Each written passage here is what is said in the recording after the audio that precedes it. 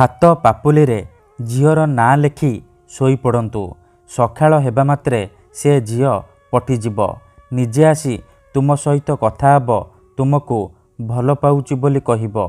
एही वशीकरण साहाय्य आपण पड़िशा घर भाउज सुंदरी विवाहिता नारी को निज बसरे करिपारिबे। ताको पटेई ताठारु निजर मन मुताबक काम हासिल करिपारिबे।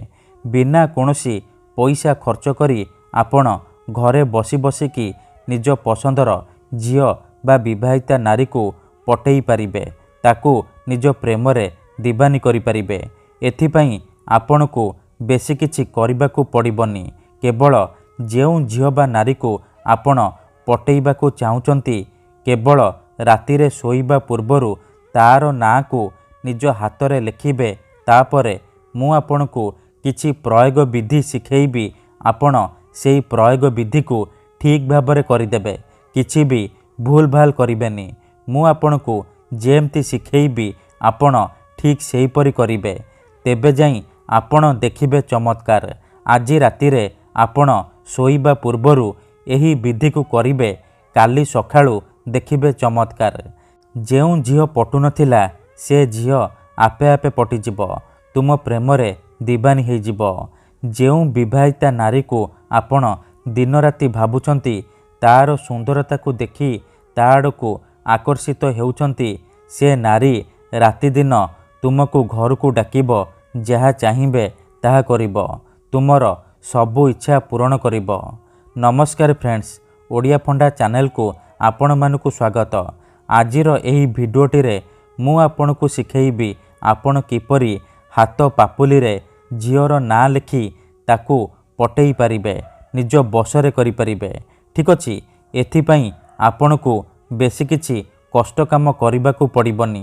केवल रातिरे शोइबा पूर्वरु एही काम करिबे। तापर देखिबे चमत्कार।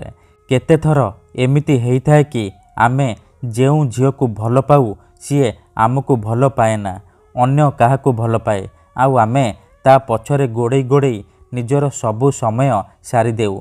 जदि आपण भी एहीपरि समस्या रे पड़िचंती, जेते चेष्टा कले मध्य से झील को पटेई पारुनांती, ता पछरे गोड़े गोड़े निजर सबु समय सारी सारिलेनी, किंतु से झील को पटेई पारुनांती, तेबे आजी रातिरे हाथ पापुली रे तार ना लेखिकी शोई पड़ंतु।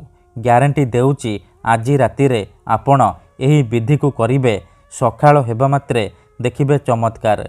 से झील आपण को देखिबा मात्रे निजे आसी आपणक सहित कथा हब, आपण को भल पाउची बोली कहिब। एही वशीकरण करिबा सबुठारु सहज।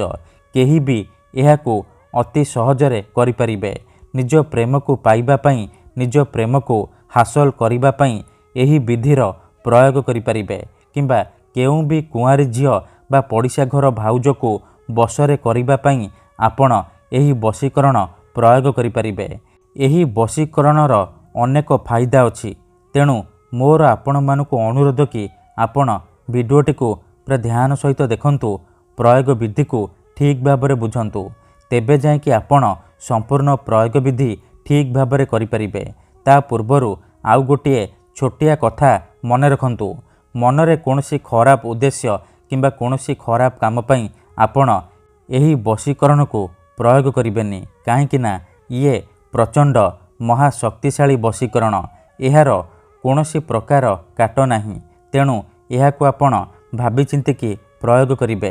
काहेकि ना जेउ झील बा विवाहिता नारी पई आपण एही वशीकरण को मात्र गोटिए थर प्रयोग करिदेबे।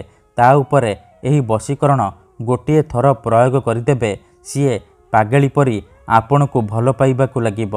आपणक आड़कू एमिति आकर्षित हेब कि आपण भाबी पारिबेनी। टाणी होई आपणक पाखकू आसीब, आपणकर सबु इच्छा पूरण करिब। ठीक अछि, तेबे मने रखंतु एही विधिर किछि प्रयोग विधि अछि, किछि नियम अछि, जहाकू आपणकू ठीक भाबरे करिबाकू पड़िब। मु आपणकू जेमती शिखेइबी आपणकू ठीक सेही परि करिबाकू पड़िब। मने रखंतु एही वशीकरण को आपण शुक्रवार, शनिवार और रविवार 3 दिन पर्यंत रातिरे शोइबा पूर्वरु करिबे। जेतेबेले आपण रातिरे शोइबा पई जिबे, ନାଲି ରଙ୍ଗର କଲମ କିମ୍ବା ନାଲି ରଙ୍ଗର ମାର୍କର ନେଇ ଆସିବେ, ଯାହାଦ୍ୱାରା ଆପଣ ହାତ ପାପୁଲିରେ ଝିଅର ନାଁ ଲେଖିପାରିବେ। ପ୍ରଥମେ ଆପଣ କ'ଣ କରିବେ, ଯେଉଁ ଝିଅ ବା ନାରୀକୁ ବା ମହିଳାକୁ ଆପଣ ବଶରେ କରିବାକୁ ଚାହୁଁଛନ୍ତି ତାର ନାମକୁ ନିଜର ବାମ ହାତର ପାପୁଲିରେ ଲେଖିଦେବେ। ଲେଖିସାରିବା ପରେ ଅଳ୍ପ ଟିକେ ଲାଲ ସିନ୍ଦୁର ଆପଣ ସେ ନାଁ ଉପରେ ଲଗେଇଦେବେ। ତାପରେ ହାତକୁ ମୁଠା କରିବେ ଆଉ ଆଖି ବନ୍ଦ କରିକି ସେଇ ଝିଅ ବା ନାରୀକୁ ମନେ ମନେ ଭାବିବେ। ତାର ମୁହଁକୁ ନିଜ ମନରେ ଭାବିବେ। ତାପରେ ମୁଁ ଆପଣଙ୍କୁ ଗୋଟିଏ ମନ୍ତ୍ର କହୁଛି, ଏହି ମନ୍ତ୍ରକୁ ଆପଣ 3 ଥର ପଢ଼ିଦେବେ। ମନ୍ତ୍ରଟି ଦେଖିନିଅନ୍ତୁ। ମୁଁ ଆପଣଙ୍କୁ ମନ୍ତ୍ରଟି ଡିସପ୍ଲେରେ ଦେଖେଇ ଦେଉଛି। ଓମ୍ ଏଂ ହ୍ରିଂ କ୍ରିଂ ଚାମୁଣ୍ଡାୟ ବିଚ୍ଛେ ବଶ୍ୟମ ବସମାନାୟ ସ୍ୱାହା। ଏହି ମନ୍ତ୍ରକୁ ଆପଣ ଲଗାତାର 3 ଥର ପଢ଼ିବେ। 3 ଥର ମନ୍ତ୍ର ପଢ଼ି ସାରିବା ପରେ ଯେଉଁ ମୁଠା କରିଛନ୍ତି ସେ ମୁଠା ଉପରେ 3 ଥର ଫୁଙ୍କିଦେବେ। ଏତିକି କରିସାରିବା ପରେ ଆପଣ ଶୋଇପଡ଼ିବେ। ଏହିପରି ଆପଣ ଲଗାତାର 3 ଦିନ ପର୍ଯ୍ୟନ୍ତ ରାତିରେ ଶୋଇବା ପୂର୍ବରୁ କରିବେ। ପ୍ରଥମ ଦିନରୁ ହିଁ ପ୍ରଭାବ ପଡ଼ିବା ଆରମ୍ଭ ହୋଇଯିବ। କିନ୍ତୁ ମନେ ରଖନ୍ତୁ, ଏହି ବିଧିକୁ ଆପଣ ଅଧାରୁ ଛାଡ଼ିବେନି।